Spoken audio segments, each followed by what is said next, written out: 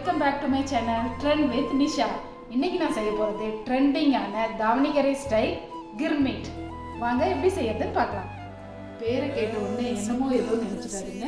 இது உத்தர் கர்நாடகாவில் ரொம்ப ஃபேமஸான டேஸ்டான ஒரு ஸ்ட்ரீட் ஃபுட்.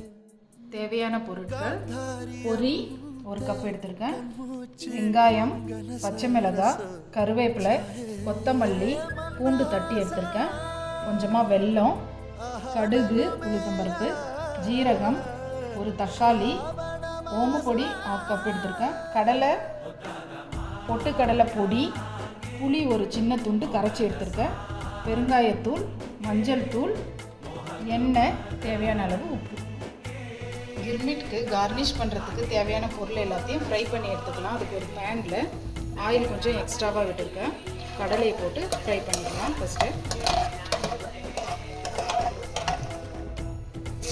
பூண்டு போட்டு வச்சுக்கலாம். கூடவே பச்சை மிளகாவையும் போட்டுக்கலாம்.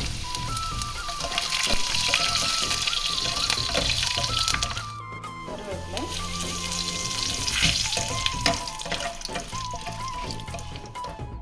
ஃப்ரை பண்ணி வச்சுருக்கிற இந்த இடத்துல லைட்டாக உப்பு தூவி வச்சுக்கலாம். சூடாக இருக்கும்போது உப்பு தூவணும்னா நல்லா உப்பு பிடிச்சிக்கோங்க. இப்போ கிர்மிட்டுக்கு தேவையான மசாலாவை ரெடி பண்ணலாம். அதுக்கு ஒரு பேனில் கொஞ்சமாக எண்ணெய் விட்டு எண்ணெய் சூடாகட்டும்.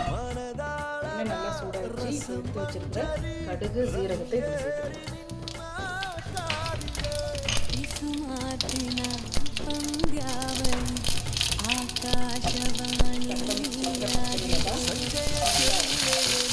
நல்லா 1 நிமிஷம் நல்லா வதக்கிடலாம்.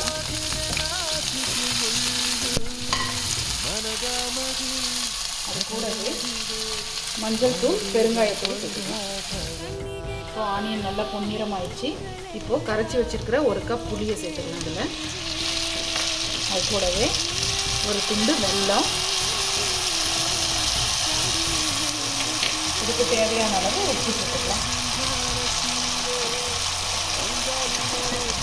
நல்லா மிக்ஸ் பண்ணி கெட்டியாகிற வரைக்கும் நல்லா மிக்ஸ் பண்ணலாம்.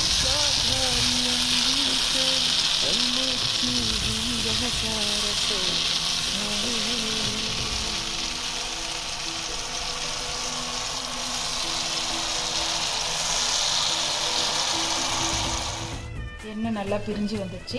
இப்போது 1 ஸ்பூன் பொட்டுக்கடலை பொடியை இதில் சேர்த்துக்கலாம். சேர்த்து நல்லா மிக்ஸ் பண்ணிவிட்டு அடுப்பு ஆஃப் பண்ணிடலாம். மசாலா ரெடி ஆயிடுச்சு.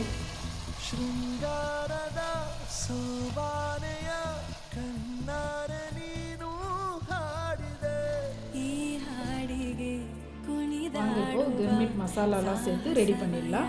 அதுக்கு ரெடி பண்ணி வச்சுருக்கோம் இல்லையா, அந்த மசாலாவை 1 ஸ்பூன் சேர்த்துக்கலாம். ஃப்ரை பண்ணி வச்சுருக்கோம் இல்லையா, அந்த ஐட்டத்தை எல்லாத்தையும் இதில் சேர்த்துக்கலாம்.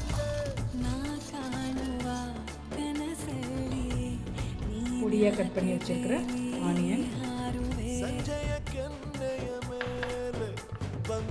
ஒரு தக்காளி,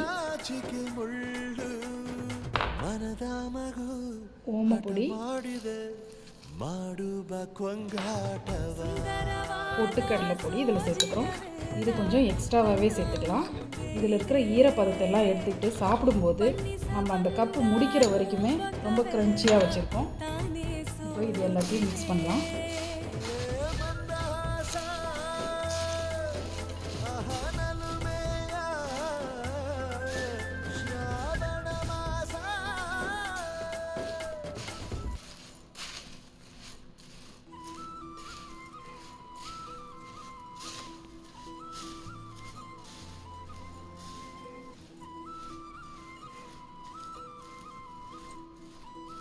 இது மேலே கொத்தமல்லி இலையில் தூவிக்கலாம்.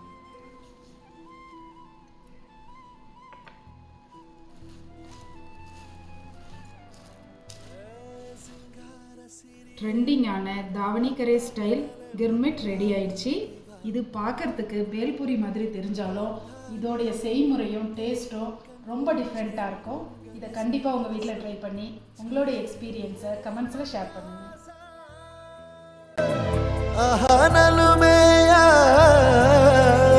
ಶ್ರಾವಣ